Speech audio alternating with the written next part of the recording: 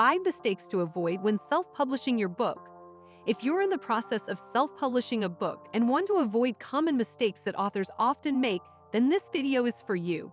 Of course, it's always helpful to learn from other people's experiences, so we're sharing 5 mistakes we believe every author should be aware of before self-publishing their book. Self-publishing a book is not always an easy task, especially when you are doing it for the first time. Many things can go wrong. You might make one of these 5 mistakes if you don't pay attention to what you are doing. Mistake number 1. Self-publishing too soon. When is your book ready to be self-published? Is it edited, designed, and formatted correctly? Do you have an eye-catching cover that sets the tone of your work without giving too much away? These are all important questions to consider when choosing when to self-publish your book. Make sure that you give yourself enough time to work through these phases in order to ensure that everything comes together in the best possible way for you and your readers. Mistake number 2. Not promoting your work. What's the point of self-publishing your book if nobody is going to know about it? If you want people to buy your book, you need to promote it. You can do this through blog posts, social media, and by reaching out to bloggers in your niche who might be interested in reviewing your book. It's an ongoing process that takes time and dedication, but the results are worth it.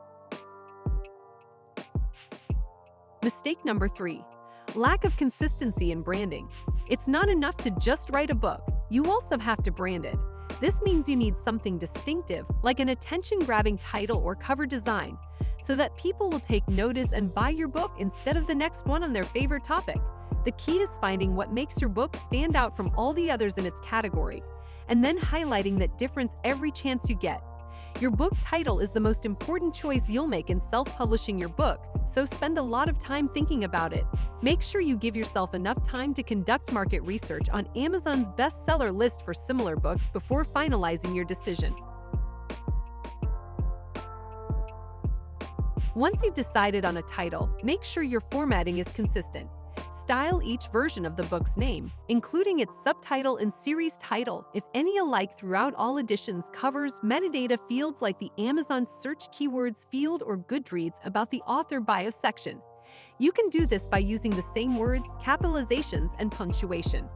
Adding a tagline or slogan can also help you create continuity across your brand. The book description is also an important sales tool for any author because its content will be what determines whether someone reads it or passes over your book for the next one. Your book description should always have a strong, specific voice that's consistent with your brand personality and tone of voice from cover to back cover copy. It must be compelling enough to convince readers they need this information now, and it has to do so without giving away too much about what happens inside or without sounding like stale, cut-and-paste promotional copy. Your author bio is another marketing tool that's used to sell your book, so it should be written with the same voice as your blurb, with phrases like best-selling author or renowned expert. When you're ready to promote your book, make sure that the author photo on your blog and social media profiles are consistent with the one on your Amazon author page. Also, remember to update any bios or About Me sections of websites so they feature fresh content about what's new in all versions of your book, including audiobooks. The images you use to promote your book are also key elements that will help sell it, so think about how they can best reflect the content inside. The most effective way to do this is by including a relevant image on all of your promotional materials, like blog posts, social media posts, and website pages. You can also utilize images for content such as infographics or videos, which requires the user to go through additional clicks before they can view it. If you want people to engage with your content, it's best to keep this design principle in mind. Mistake number 4. Too much promotion without balance. When it comes to marketing, promotion is the key. But there's a problem with all that promotion. It can end up taking over your whole life, and you're never able to take a break from promoting. The result? You feel drained and burnt out. On the other hand, you actually do need time to write those books, so that means you need balance in your promotional activities to enjoy yourself and recharge when necessary.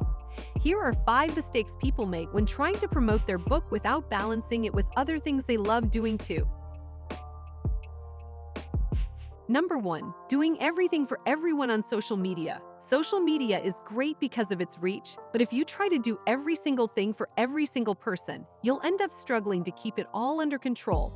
Remember that you're the author of a book, not an entertainer for everyone else. Number 2. Over-promoting on your blog. Just because you have a blog doesn't mean that everyone will want to read it. You need to do things differently for different platforms so they don't become all the same and blend together. For example, if you're writing guest posts elsewhere online, you can link back at the end of them with a "you might also like this post" type of message. Number 3. Posting too much content on social media. This one's pretty self-explanatory. If you're posting every other minute, don't expect people to stick around for that long. A good rule of thumb is no more than 3 posts a day, and always space them out in terms of time frame.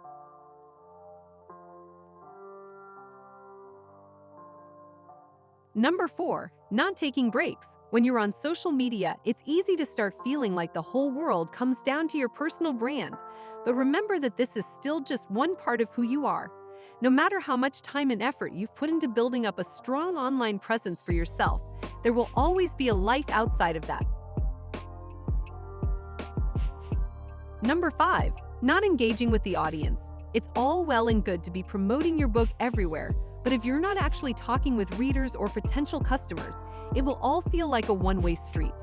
Also, make sure you're using your timing wisely. For example, if it's Friday night and people are winding down for the weekend, they probably don't want to see a post from you about how great your book is, because who wants to be reminded that work is looming?